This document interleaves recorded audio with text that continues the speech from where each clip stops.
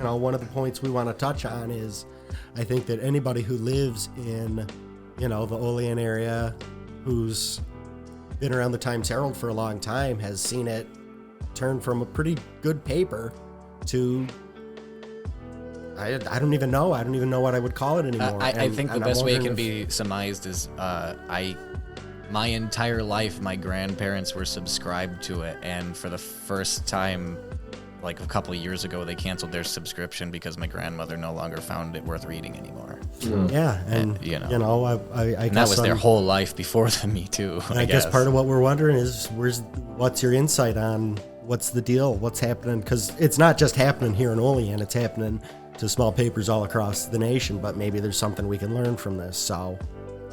Kelsey was there during the most severe bloodletting, I think. I can speak to this in general terms, and I tell people all the time that the problem in our country is not the conservative media, it's not the liberal media, it's the corporate media. And as far as a small local newspaper is concerned, and I think this is true anywhere, the biggest expenses are people and paper. Newsprint, and when corporate people get into a newspaper property, they want to make money, and there's nothing wrong with that. But it seems the trend throughout the industry has been cut, and you simply cannot cut your way to profitability. And the Times Herald has been whittled to the point now where they have the absolute minimum number of people on the editorial staff that allows them to put out a paper every day.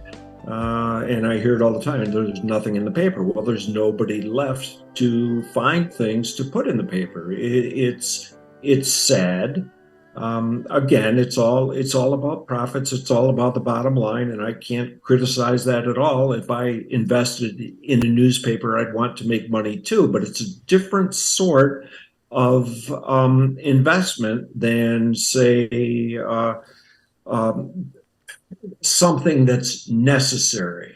If you provide a product like medicine, for example, people are going to continue to buy that because they need it. But the news industry has evolved to such a point that it's no longer a necessity. I think the currency in the business locally is local news, and as Kelsey can say, when you don't have the reporters to get the local news, you've got a product that is. I'm sorry, I hate myself for using the word product when it comes to the news. But when you don't have people to write stories to put in the newspaper, you've got something that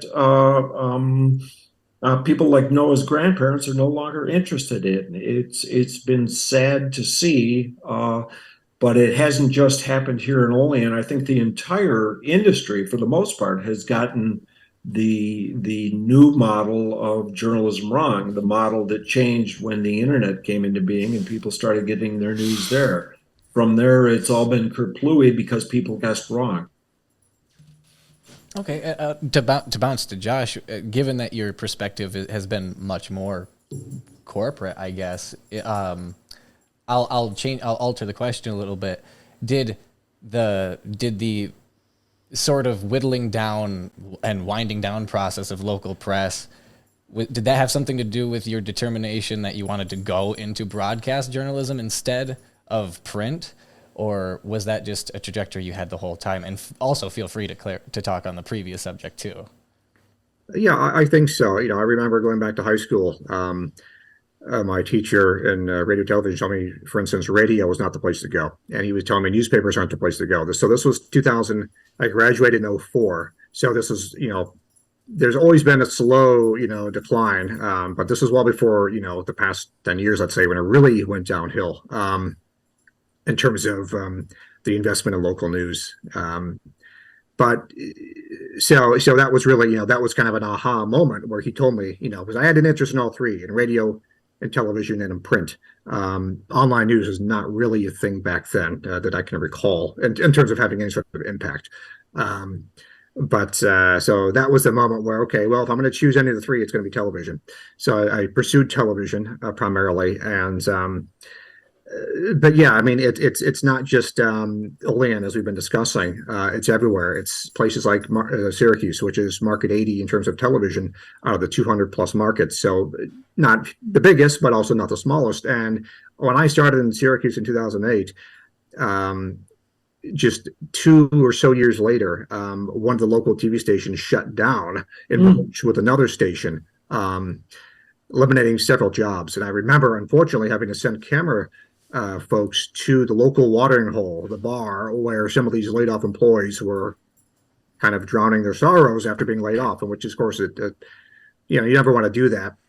But our instinct was, okay, go find them. What's happening to our competitor here? Because it's a story. It was a storied station, WTVH, shutting down. It's very similar like WKBW in Buffalo. Channel 7 was the station for 3 decades. With Rick Azar and Irv Weinstein and so forth, and Tom Jones. That's no longer a thing anymore. So just in my time in Syracuse, we lost the TV station entirely. The newspaper laid off hundreds of people, went down from 7 days a week printing to like 5 or whatever it is now. They only delivered when I left like 3 times a week to the house. And the radio station went through several cuts. My station went through several cuts.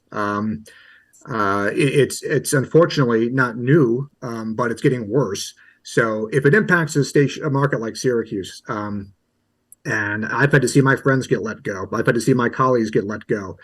If it's happening there, you can darn well bet it's going to happen in Olean, which is so much smaller, and you really just have the Times Herald, which, I mean, kudos to the people that are still there and working hard to get a product out, but it's certainly not what it was. I remember as a kid sifting through the paper, and it seemed so much bigger back then. And I love journalism history, so I would go back and look at old copies of the Times Herald, and I collect old copies of the Times Herald, and I see how bigger it is, physically bigger, and thicker it was back then. And you have people like Gil Stinger, who were just well-known columnists, and the Fitzpatricks and so forth. So the aura has left, so to speak, I think, from I never worked at the Times Show. I had friends that did. But as a news consumer locally, and every time I go back home, as of last weekend, I still read the paper. So the interest in local news is there, I think. But of course, from the perspective that was talked about earlier, the bottom line is all that matters now. News does not matter to the people that run these organizations, unfortunately. And that's not new. It's just, more magnified. That was something Ed Murrow talked about back in the 50s was, corporate ownership of media. And his producer, Fred Friendly, talked about corporate ownership of media and what that does. Investment bankers run newsrooms now. It's not, you still have families like the Salzburgers who run the New York Times, but those are unfortunately fewer and far between. And when that becomes fewer and far between, that means the local journalists become fewer and far between, unfortunately. So, Kelsey, maybe you can follow that up with kind of your time and experience at the Times Herald when it was, going through some really hard changes. But before I say what I have to say, I have to ask Pat a question from your time when you started in, you said 1982? Mm-hmm. Because to put my experience in perspective, I need to go back and draw an experience that was before my time, unfortunately, because it began then, I would imagine. How many, when you were a reporter there, when you first started, how many reporters were in the newsroom? Whoa. I would have to actually take the time to go around the desk, make a mental picture of it in my mind, and count the people. I do want to step back to something Josh said a few moments ago. He mentioned the Fitzpatricks, a local family who owned the newspaper. He mentioned Gil Stinger. There has not been a columnist like Gil since. And Josh said something I thought that was really important. He said, news does not matter to the people who own these papers. And he's absolutely right. And Kelsey, to get back to you, I think you saw that as up close and unpleasant as anybody I know. Mm-hmm. I do need. Can you estimate the number? I mean, there was in the newsroom there were in Olean, but there was the Allegheny County Bureau. There were reporters out there. Well, we had 4 people in Allegheny County. in Wellsville. We had 4 people in Bradford. We had a writer in Salamanca, and we probably had 12 writers in the newsroom in Olean, plus sports. And it's funny, the first corporate owners who bought the paper from the Fitzpatricks expanded us from 6 days a week to 7. They added a business writer, a second business writer, and they added a second lifestyles writer, and they hired another photographer. So not all corporate owners were bad, but geez, Kelsey, we probably had 24 people in the newsroom. Just news side? I know you mentioned sports, like Chuck and all that, yeah. Including sports, sports. Not including the sports interns. There were probably another half dozen of those. Yeah, so, when I was an intern, I was one of like 10 interns. Okay. Yeah, and then when I became, I have to be very careful here because I have friends that work there still, and I still, to a certain degree, for some clients, rely on the local media in some perspectives for publishing op-eds and press releases and things like that still have value to them. So I have to be really, really careful with what I say, but I can acknowledge some realities there. When I began as a reporter after college, I was one of, I want to say 6 full-time reporters. So we can see from 1982. We're already slashed in half. Holy cow. Yeah, from 1982 to 2012, we went from 24 to 6, and then there were there were I think 3 full-time sports reporters at the time.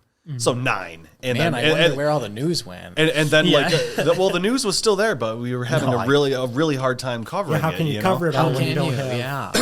Yeah. Yeah, so we're looking at 9 and maybe a photographer and a half, I want to say, like a photographer and then like a part-time contractor. So very, very, and that was, we were still operating then.